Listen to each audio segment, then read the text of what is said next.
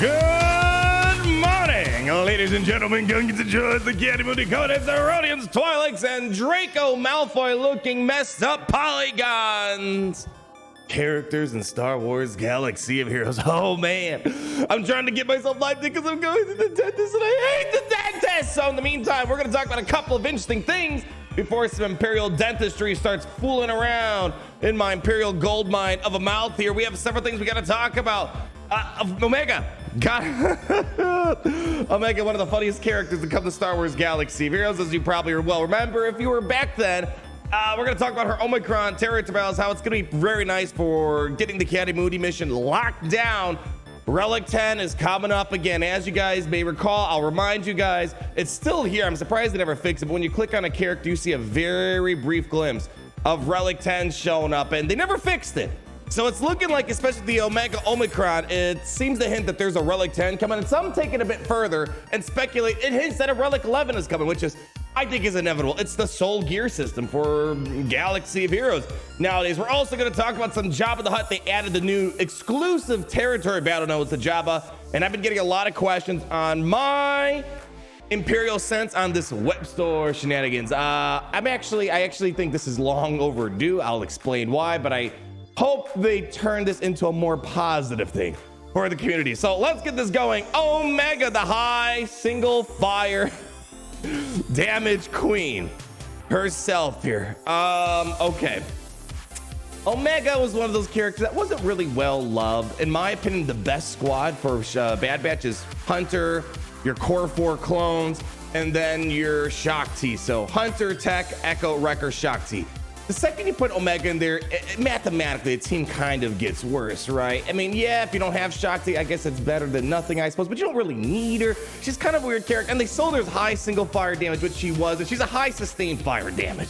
Nonetheless, that was a fun, interesting time of Galactus, but she's coming up on the radar. Another problem I have with her, she's not needed for anything. So there's not really a need to go for her. You better just get Shakti. She's needed for legend events and makes the Bad Batch way better than Omega could.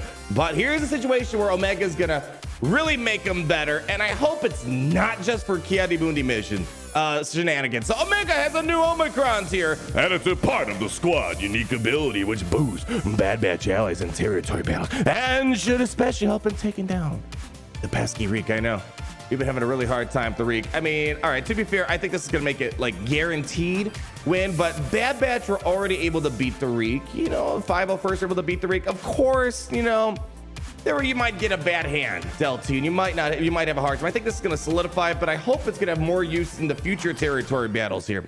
This upgrade provides Bad Batch allies with extra sustainability through additional max health, bonus protection at the start of the encounter, and this is the kind of the biggest thing for me: reduce damage from percent health effects. So thinking like trampled, it's shutting down trampled, exposes damage over time. All very common things you would likely see inside of the Reek mission and territory battles at large. Omega will also deal damage more times with their basic ability, bursting through droid battalion stacks and increasing overall damage output for the team. I kind of said this with Kenobi versus Vader yesterday. I think Jabba was kind of their unconfirmed indirect way of saying, yeah, we kind of messed up on Lord Vader, because they made Lord Vader amazing against Jabba and Kenobi horrible against Jabba. They sold her as high single fire damage, and I called them out on that. This kind of seems like their indirect way of saying, all right, we'll finally make her a really good damage. She's more sustained damage. When you have the defense up on her, yeah, it's nice getting her to assist, but by no means does that consider her to be high single fire damage in my dictionary. This new ability tier for Omega is available to upgrade with the Omicron material now. Not something I'm going to do. So all right, let's read what it says before the Omicron. Part of the squad at the start of the encounter, if all allies are Bad Batch, whenever the allied leader begins their turn, Omega is getting 5 speed, 2% offense, capping out the 50 speed, 20% offense. It's funny, I've really never felt this. It's kind of weird. But anyways, I guess because you don't really expect Hunter to take 50 turns, or 10 turns, but you know, usually the Bad Batch turns her very quickly. While Omega has stealth, she has extra critical damage, and when another Bad Batch ally uses a special ability, she assists, dealing 6% less damage. That was the best thing about her. When she has defense up, just 10% critical chance. And then the last line, when she's attacking, she deals 5% more damage for each buff she has and 5% more damage for each debuff the enemy has. Okay, here's where the new thing comes in.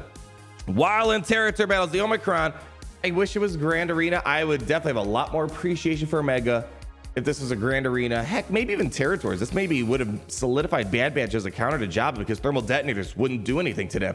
At the start of the battle, all Bad Batch allies gain max health equal to 10% of their max protection. And here's where we're going to have our second part of the conversation. For each of their own relic amplifier levels, and this is where it's part two, the insane speculation starts, capping out at 100%. So if you have 9 relic levels, your relic 9, that's 90%, huh? 90% is not quite 100%. We'll get back to that. Then they lose all protection, and Bad Batch allies take reduced damage from percent health of damage effects. That's the big part right there. These bonuses last until the first time Omega is defeated. Okay, but what about the protection? You just gave up all your protection. What are you getting in exchange? Well, here you go. And this is kind of funny because as a meme, we upgraded Omega to Relic 8. It's actually going to be decent if I decide to go for this Omicron. At the start of the encounter, Bad Batch allies gain 10% bonus protection for each of Omega's relic amplifier level. So kind of forcing you to put some effort into her because you want to get your protection back, right? Whenever Omega uses her basic ability, she deals damage again. And for each other Bad Batch ally, dealing 50% less damage. So she's dealing damage pretty much. What is that? So other Bad Batch allies, yeah, each other batch. So she's going to deal damage an additional 4 times. So she's going to hit for herself, so her own attack, 4 additional times for the rest of the Bad Batch crew. And then she's probably going to do bonus damage, true damage based off the defense up. So she is definitely going to be churning through droid battalions very, very quick. I mean, I can almost assume 1 assist from Omega, because she's using her basic ability, would probably completely dismantle a B2 battalion, which is pretty nuts. Pretty insane. The question is, would this be great inside of the new territory? That's what I care more about. So overall, I think this is gonna, the question is, it's one of those things like you're not really missing out a ton not having Cadimudi. Yeah, he's a good Jedi, but it's not like, Wat Tambor. You need Wat Tambor to get him up running. It's not that hard to get. Cadimudi, there definitely was a degree of important levels of gear and relics you need. That even though you might have a right strategy, you're kind of dealt a variety of different cards, depending on how Django, the Reek, and the B2s start off at the very beginning of the battle. So if this makes it easier, maybe if Cadimudi is going to play a bigger role down the road, and this is a guaranteed win, which it sort of sounds like it, because Trampled, Exposed is burning, kind of out of the situation now. So I think this is going to be great for that matter. But for me personally, if I'm going to upgrade this, it's not for Cadimudi, because I have Cadimudi. I don't really need another GOTB light side, although maybe people want a more solidified Bad Batch team. But I was able to do well with Bad Batch even without this Omicron. So I'm curious to see what the ultimate purpose is. But let's get into part 2 of this conversation here, and that's the conversation of Relic 10. So we made a video about this a while ago when this visual glitch of Relic 10 showed up for the first time here. There you go.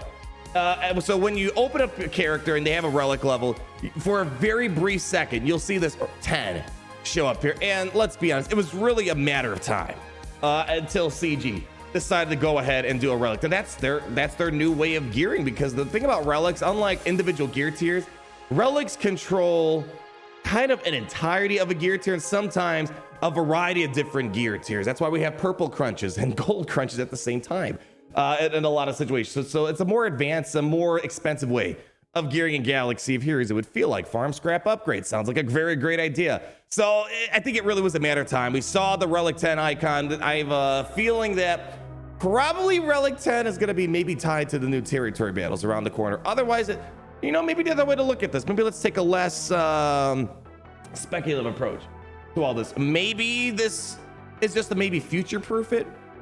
I think it's probably meant to just kind of give you a little extra bump when you get to that Relic 10 level. So I think Relic 10 is coming around the corner. I don't think it's future-proof. If anything, I would say this prevents future-proof because it makes it hard to go beyond a Relic 10 down the road. And this is where people are going really crazy. They think this means a Relic 11 could be coming, which I think all new Relic levels are bound to happen. Makes me wonder how many Relic levels will they add until the game goes away at one point. So that's more of a curiosity point. They'd have to release new gear and whatnot, and new raids and new territory battles, perhaps. But they think maybe a Relic 11's coming out, because why wouldn't you just have it uncapped? So as new Relic levels come, they just scale with it. So that might be an indication that you might go beyond it. And so I'm probably sure I'm going to get people in the comments saying, hey, maybe we already technically have 10. Maybe 0 is considered 10. I believe even when you're at technically a Relic 0, it just shows the player level, the character level. It doesn't show Relic 0. So I have a feeling Relic 0 is not counted as 1. One is counted as one because you amplified the Relic for the first time. Relic 0 is technically only gear 13, if my memory serves me correct. So I think I'm kind of on board that a Relic 10 is coming soon. Between this, and a new territory battle coming, they have to hook you, right? They have to hook you and say, why do you need to pursue a new territory battle? Likely exclusive gear, exclusive currency, and most likely Riva as well. Very brief point. Let's go talk about this for a moment. We have Jabba the Hutt. We were told about this way early on in dev interviews, even before Jabba's kit came out.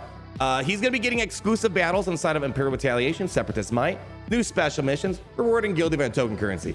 Not really the selling point for Jabba, in my opinion. It's nice that he's going to be a bit more valuable inside of that, but I'm more curious about him inside of the future territory battles coming later on this year.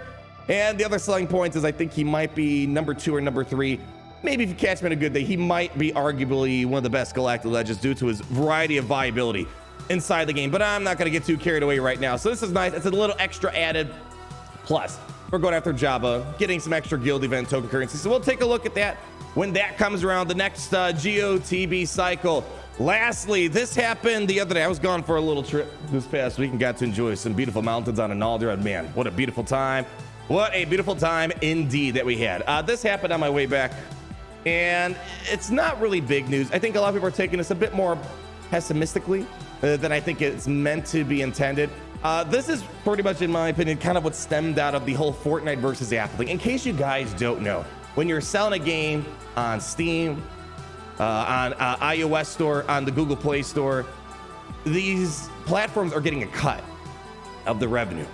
And I believe with iOS store as well as the Google Play Store, it's about 30%. It's a big chunk of change, which is one of the reasons why Fortnite kind of went to exchange some hands with Apple. It's a big chunk of money that's being given away just for their game being there. And when you're talking about a game like Galaxy, which is slowly approaching $2 billion, that's a lot of moolah just for what? Just for them to make microtransactions on their game on certain devices out there, iOS or Google. It's a lot of money out there. And it looks like Galaxy is following suit of Marvel Strike Force. Marvel Strike Force did this about a year ago.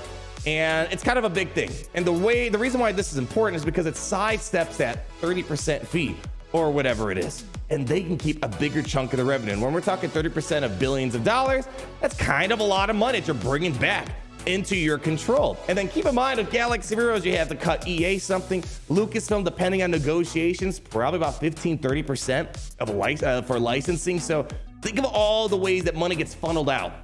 Being able to cut out iOS, being able to cut out Google, that's a big chunk of money.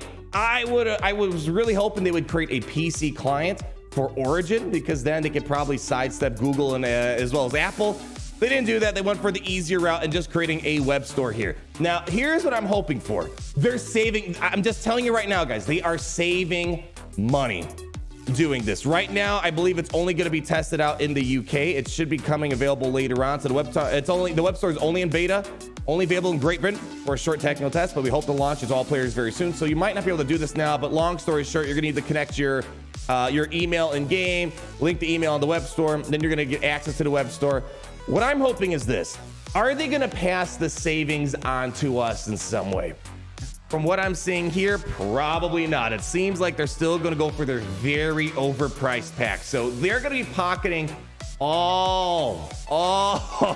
it seems like all of the financial benefits of it, and not even maybe giving us a little bit of kickback for using your website. But even if you're not spending money, this is huge. Another aspect that Marvel Strike Force has, and they're kind of following suit, they have like these milestone things on Strike Force where there's a lot of great free-to-play resources. Just by playing the game, you earn a lot of extra free-to-play resource that goes a long way, and it adds up over time. Galaxy of Heroes is doing something of that matter as well, where every day, if you go onto the website, you get a free daily exclusive online mystery chest with a variety of energies, currencies, and materials. Someone on Reddit posted they got 50 Cantina energy.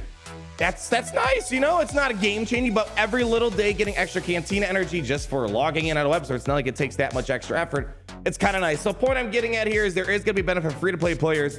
I think this is mainly just the sidestep 30%, and I think that's wise. Why pay Apple and Google 30% when you can either make your own client on PC, or you could do something very cheap and easy like this?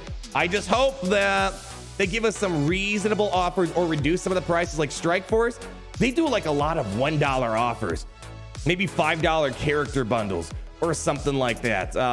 And will CG maybe make more generous offers, more frequent generous offers? My hunch is telling me probably not, but it would be great to just see some nice bundles and other great offers for like $1, $5, because they don't really have to cut really anyone else except EA and Lucasfilm, most likely. So this, I don't think it's that skeptical of an approach. I think it's wise, but I hope that they don't just keep charging $65 for some unneeded pack and maybe reduce it by a lot. I'm being too hopeful. It's Galaxy of Heroes. They have everything cornered in Star Wars right now. So why would they make it more enjoyable and make it feel like you're actually getting value for their money? You're playing Star Wars, peasant. You shut up, okay? They're the only kids on the block that's playing with Star Wars. Wow, what a very pessimistic ending here. I do wish we had more Star Wars games. I feel like if we had more Star Wars games, it would kind of force and breed competition, and maybe we see more lucrative and valuable things for players out there that don't cost an arm and a leg and you get nothing in returns. I'm being a little too hopeful, aren't I? Leave a like, comment down below, wish me luck, as they probably rip out all my teeth and torture me while asking me questions when everything's in my mouth and I have to try to have a full-blown conversation. But nonetheless, thank you for stopping by. I'll see you guys later, and as always, it's great to be in the Empire today.